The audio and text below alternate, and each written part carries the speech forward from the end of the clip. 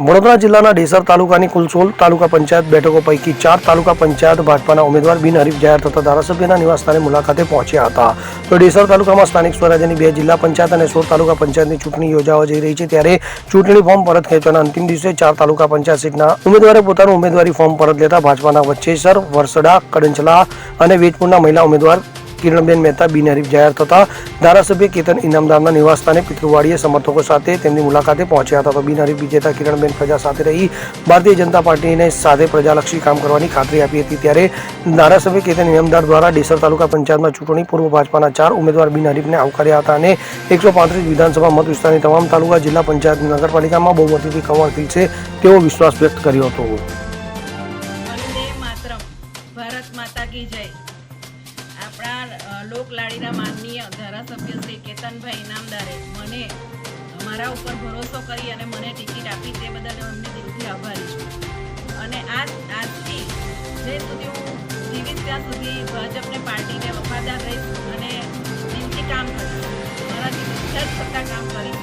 અને હું મારા વેજપુર તાલુકા પંચાયત અને ભક્તાપુરા તાલુકા પંચાયતના તમામ અમારા નાગરિકોને હું આભારી છું કે મને આજે બિનહરીફ કરીને મારા ઉપર ભરોસો કરી મને બિનહરીફ કરી એ બદલ એમનો આભાર. કિરણબેન અલ્કેશ કુમાર મહેતા.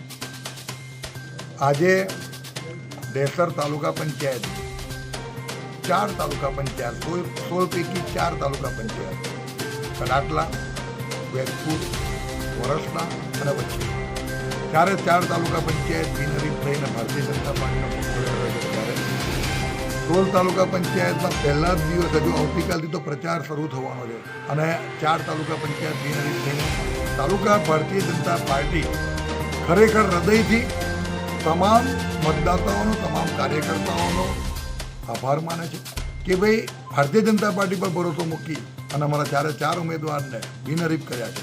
અને એમની સામેના જે ઉમેદવારો હતા એમને પણ ભારતીય જનતા પાર્ટી પર ભરોસો કરીને જે અમને સહકાર આપી અને અમને સમર્થન આપીને અમારા ટેકામાં એમને પોતાનું ફોર્મ પાછું ખેંચ્યું. ત્યારે આ વિસ્તારના ધારાસભ્ય તરીકે હું હૃદયથી એમનો આભાર માનું છું. ત્યારે 4 અમારા ઉમેદવારોને દિલથી હૃદયથી અભિનંદન આપું છું.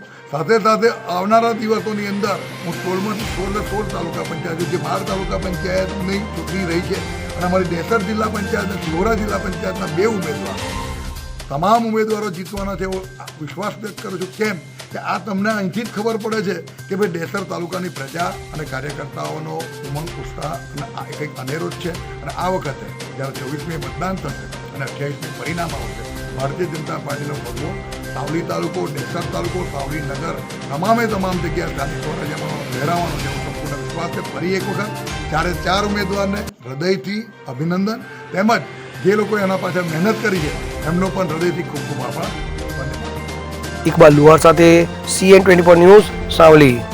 હવે જુઓ દેશ દુનિયાની તમામ ખબરો તમારી આંગળીના ટેરવે. ઉઠાવો મોબાઈલ અને Google Play Store પરથી ડાઉનલોડ કરો અમારી CN24 ન્યૂઝ મોબાઈલ એપ.